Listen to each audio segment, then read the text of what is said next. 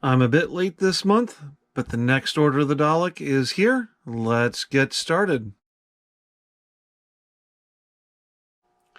Hello, everybody. We've just gotten back from a fun family trip, and of course, waiting in the mail was the next 4 issues of Build the Dalek. Lots to do on this one, and a bunch of painting that I want to do, so instead of spending a lot of time talking to you, let me go ahead and show you what I've been working on during the past month, and get us into the next part of the build. So I've been talking about getting the control console lit up. And at this stage, a couple of things that I've needed to do, which of course has been to cut out the back of the base plate here for the control console in order for light to come through it. And of course I need to light it up. Now, years ago, my son had, as a little kid, had gotten one of the light up swords that you can get at carnivals. These are all blue LEDs. They are not super bright, which is terrific. I don't want them to be super bright. I just want to get enough glow to be able to make this glow. So I still have all the protective film on here. And what I've spent time working on is actually cutting out the frame. So you can see now that middle section can come out. And I now have the frame left behind.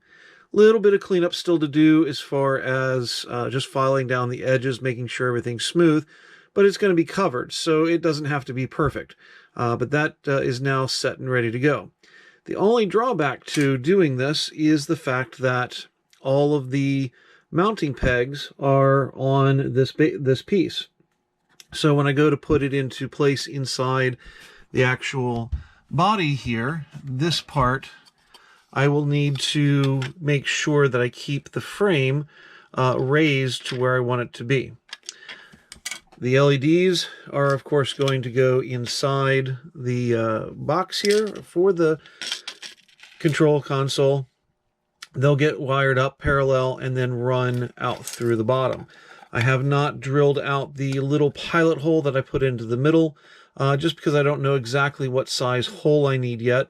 But once I have everything wired, I have my power leads ready to go, I'll be able to increase the size of that hole to fit the wiring through that. So that's where we're at with the lighting up of the control console. So the Dalek mutant needs a little bit of work. He definitely needs a little bit of coloring, some painting done to him. These little tubey things on the side of his head, if you look at the original, are actually clear tubes that go back into the mechanics and come down inside the brain, probably something to do with nutrients and things of that nature. But they actually are not, the flesh colored as they are made on the model. The eye isn't quite right either. So I wanted to do some work with this, but I didn't want to necessarily ruin my original here that I had gotten. Fortunately, my good friend Chris from Chris Falcon Builds, you've probably seen his Megazord build. He did the X-Wing, a bunch of other builds that he's done over the years. Was able to go ahead and get me and send to me another mutant, which I have taken apart. Now, there's not a lot to the mutant if you haven't seen the mutant up close and really looked at it. It is actually just a soft, rubbery material. Around the outsides is actually very, very thick, but around the main part of the body, it's actually pretty thin throughout. The eye is actually 2 pieces. I don't know if the camera will pick this up, but there's actually a yellow cast piece and then a clear cast piece that is then over the top of it. And the eye itself was then painted onto the yellow or on the inside of the clear. I'm not sure which. And then the 2 pieces were sandwiched and glued together. I have not been able to get these 2 pieces to separate, so however they were glued together, it is pretty sturdy. And then the bottom is actually a solid piece of plastic. So this piece actually came off pretty easy. It peeled off really quite easily. The eye, on the other hand, did take a bit of work, and you can see where the rubber has torn because whatever glue was used was quite strong. And if I compare this eye with this eye, you can actually see that they're pretty close, but they're not exactly the same. The one on my original here seems a little more darker rimmed around it. But in either case, both of these eyes don't match what I see in the pictures of the original, which is more of a yellow background, and then it's got like little red polka dots inside of it.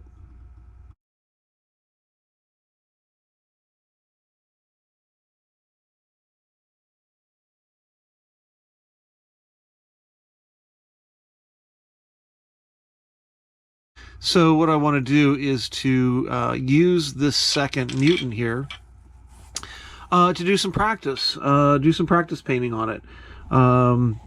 See about getting rid of these little tubules here and replace them with some clear tubing, see how that goes. Do a little bit of work with the painting of the skin color. And again, just comparing the two of them together, you can see that the painting on the two of them is definitely not exactly the same. So no two mutants that we have out there in the community are exactly the same. And even the positioning of the tentacles is not quite exactly the same. On this one that Chris sent to me from England, you can see that it stands up, it's sitting up, whereas this one, it's wanting to hang down a little bit. So I would say that when these were pulled out of the mold, the cooling time or how hot it was when they were pulled from the mold definitely has had an effect on how they look. On this one, this back tentacle is certainly a little more pronounced as far as the way it's sitting. On my original one here that I was sent, it doesn't seem to want to sit as far out to the side. Overall, my original mutant sits up higher, more upright, whereas this one is laying a little further back. So,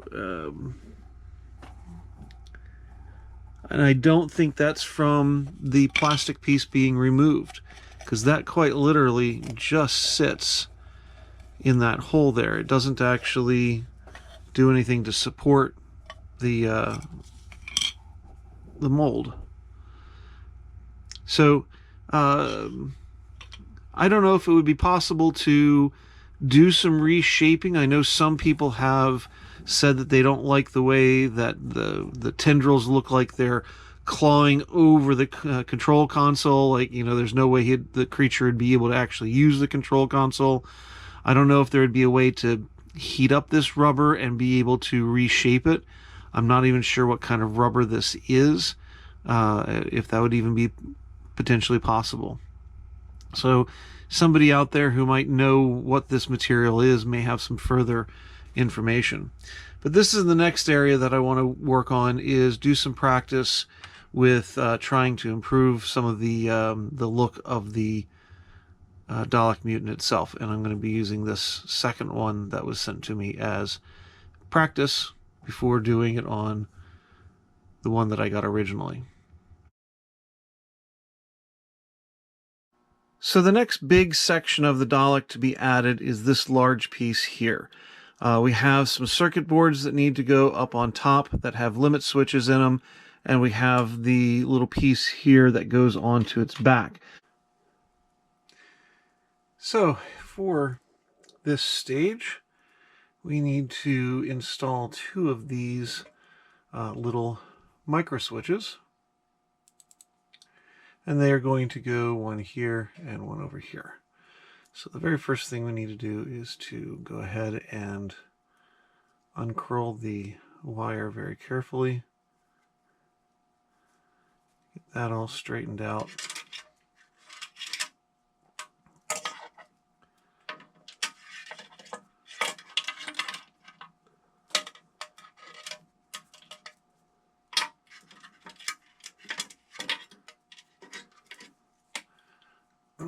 And this is going to run through the opening in the back, and then the switch itself is going to sit down on top right here. We then take our 4 screws and go ahead and get it screwed into place.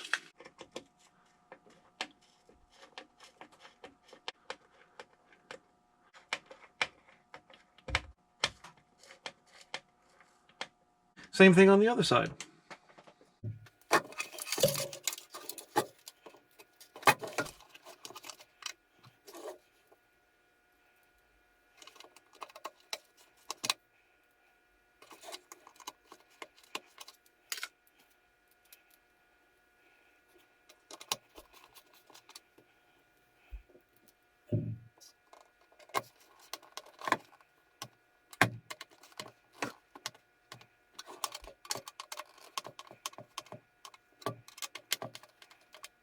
So now that those 2 circuit boards are in place and both little limit switches are being able to still freely move, I'm going to bring this to the back side here, and these wires are going to go down into the channels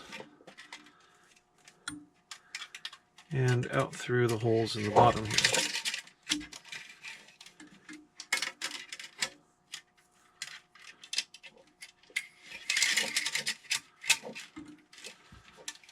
Those are now out of the way.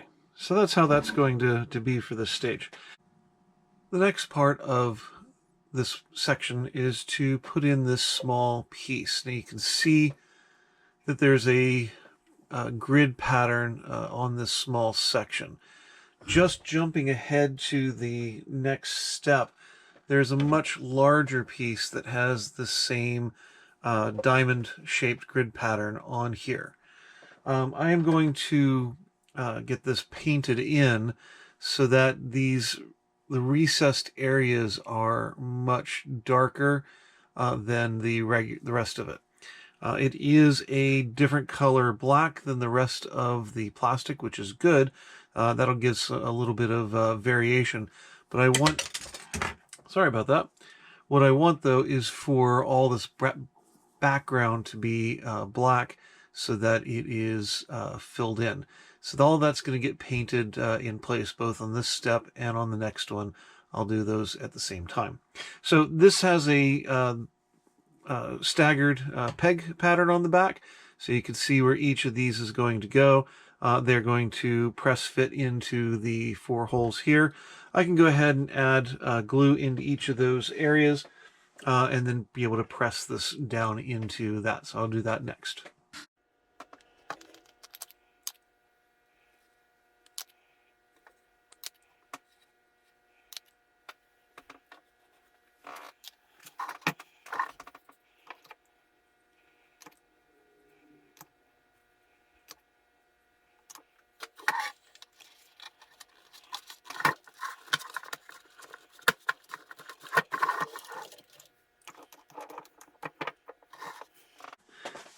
And that's the end of that particular step. So for the next step, as you can see, we have the part that I was showing you with the grid pattern on it, the diamond grid pattern. As you can see, I have not painted that yet. I'm going to do that when I have it attached onto the larger piece.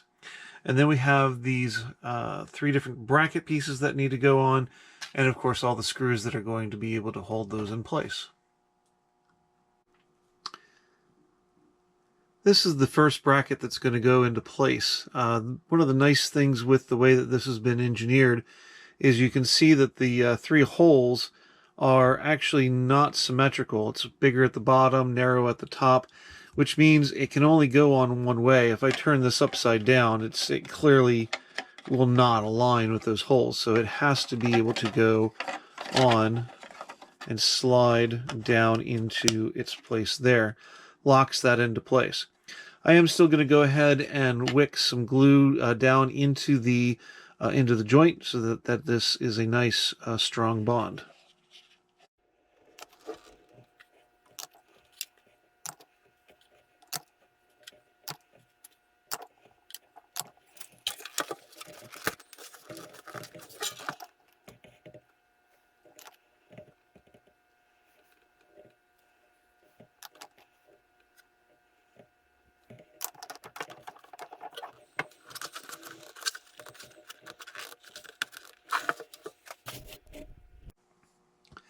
So this is the next piece that's going to go into place. It goes directly on top of the studs on the top edge here, and that gets screwed into place as well.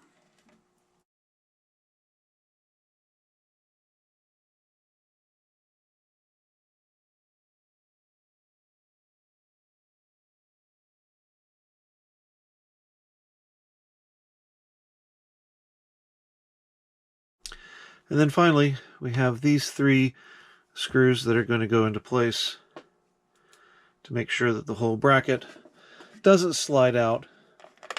And again, since I used the glue, it's not going to go anywhere.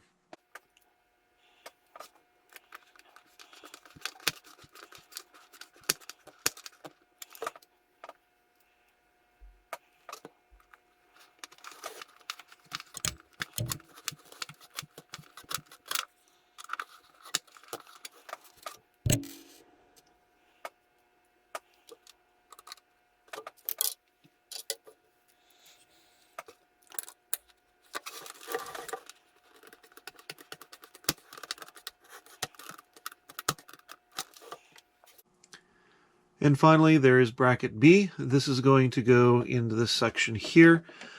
I'm going to be adding in the glue like I did on bracket A, and still adding the screws according to the instructions.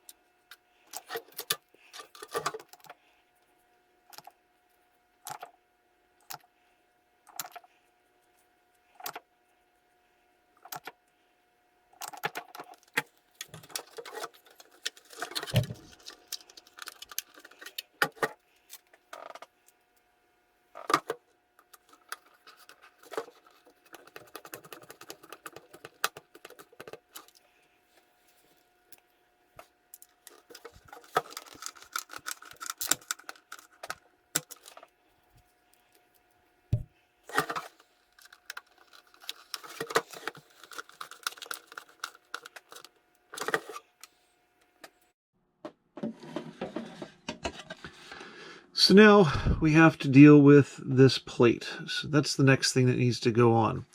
It is a very snug fit as it goes on. It does press in pretty tight. In fact, I'm going to start on the bottom there, get that into place. And that sits very snugly in like that. The posts that are sticking out are for the horizontal neck bands that are on the Dalek. But to really show you as to why I want to have the back area painted, I want to show you what the cage that goes over this is going to look like. So again, jumping ahead, if I place this in its location, you can see how, looking through the cage, you can actually see the diamond pattern underneath there. And I'd like that to have a little bit more depth to it. I like the diamond pattern that they've created, but I'd like that to have a little bit more depth and showing us another layer to this. So that's why I want to paint in all those little diamonds with a good dark black. And then the diamond pattern, I might actually go over it with the the darker gunmetal from Tamiya. I'll have to look at my other paints, see if I have another one. I might go over it with either German gray or even rubber black. I'm not sure. I'll have to try a couple things. But I definitely want to paint the background a really dark black. I might paint the actual diamond mesh material as well. Haven't decided. I'll see you in just a second.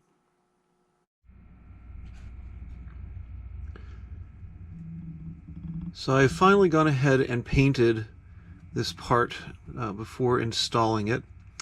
As you can see, I went ahead and painted the entire thing.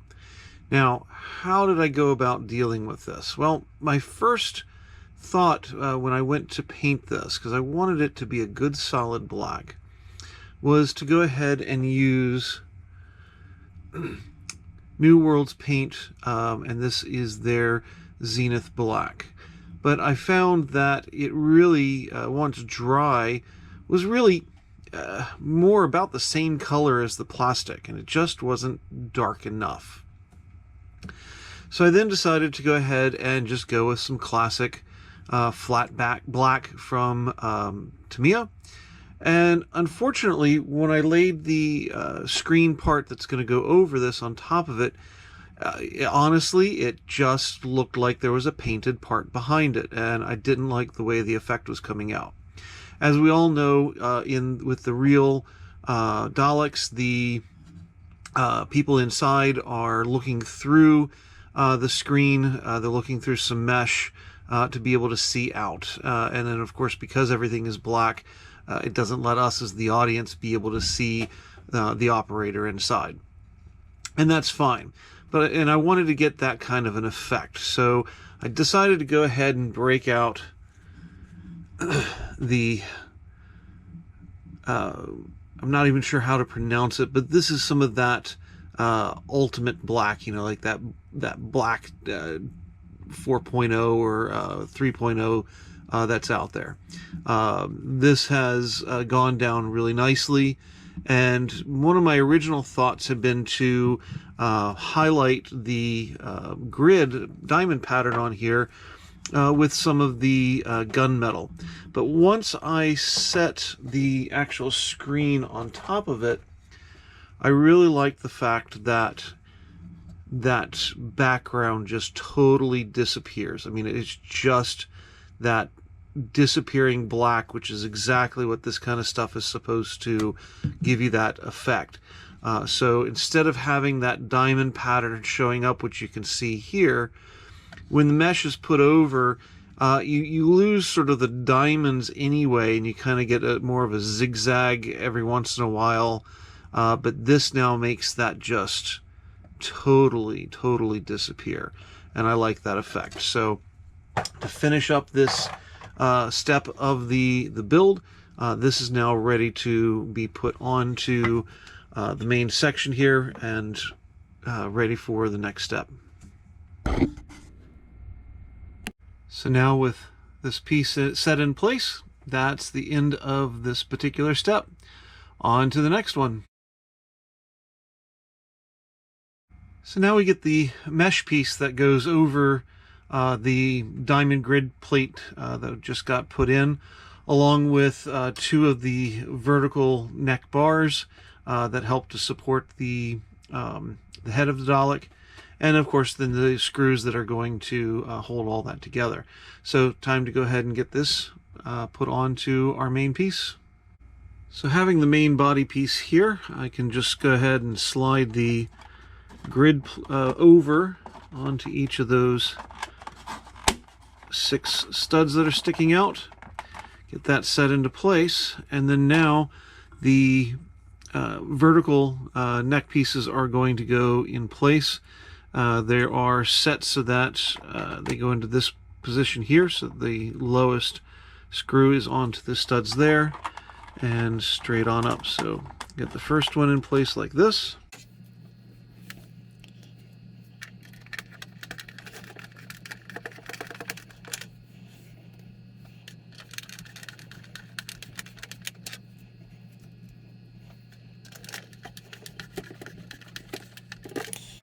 And then the second one goes on.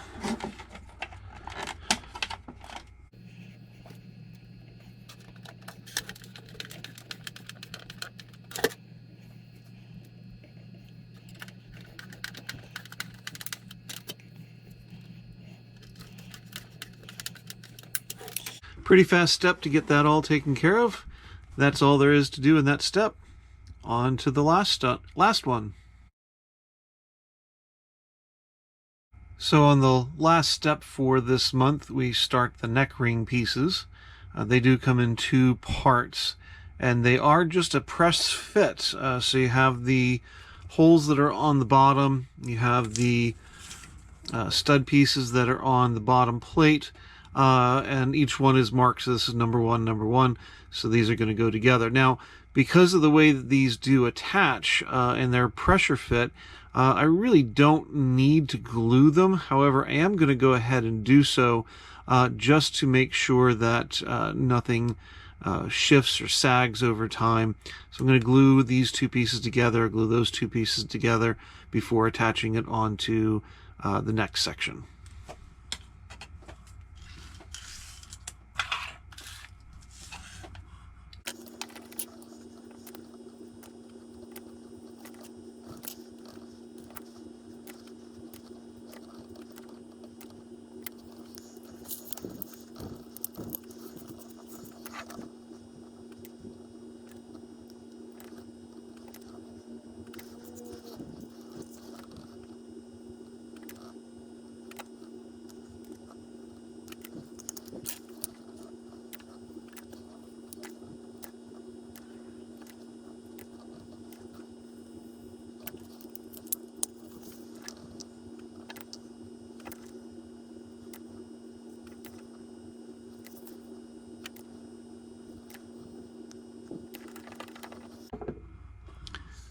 Now you probably noticed I wasn't being super careful along the inside edge here with the glue.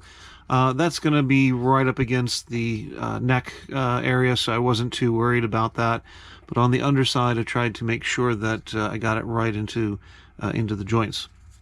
So that's going to be able to set up while we're working on the next step.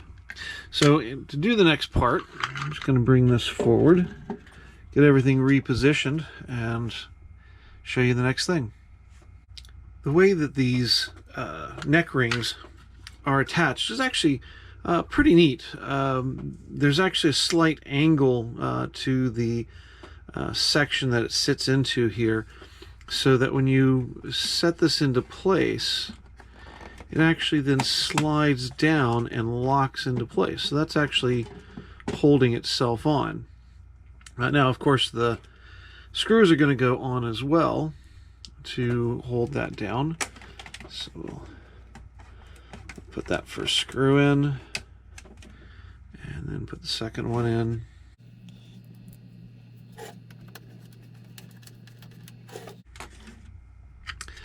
And then the next ring goes into place,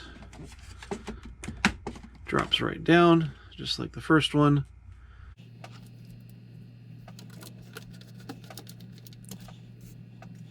And really all the screw is doing here is just holding that in place, keeping it from popping back up and out.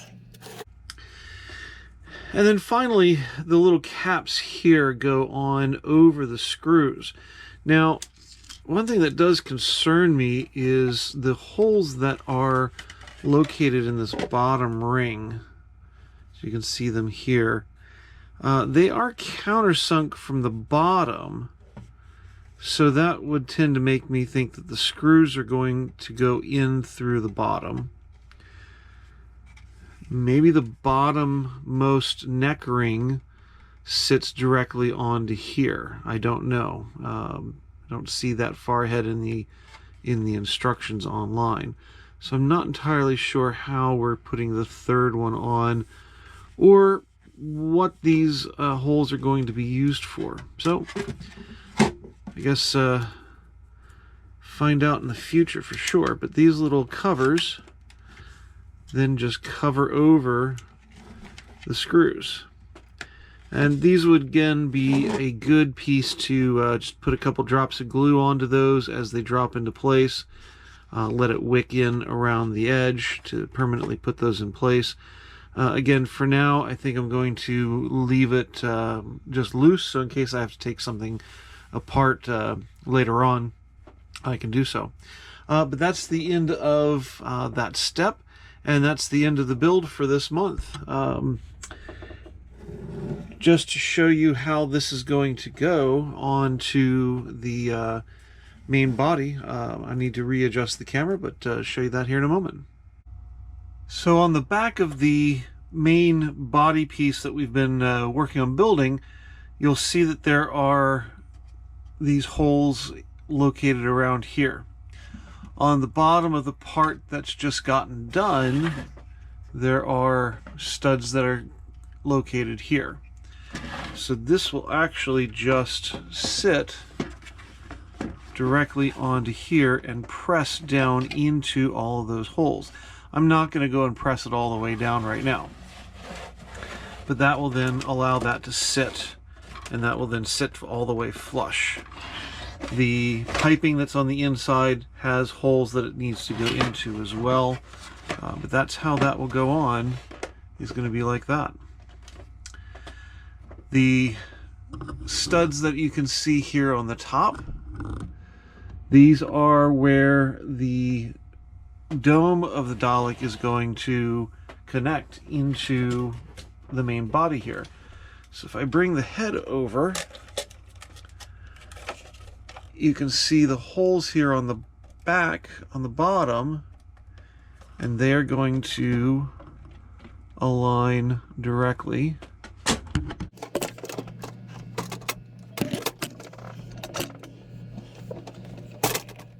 Get everything to line up properly here.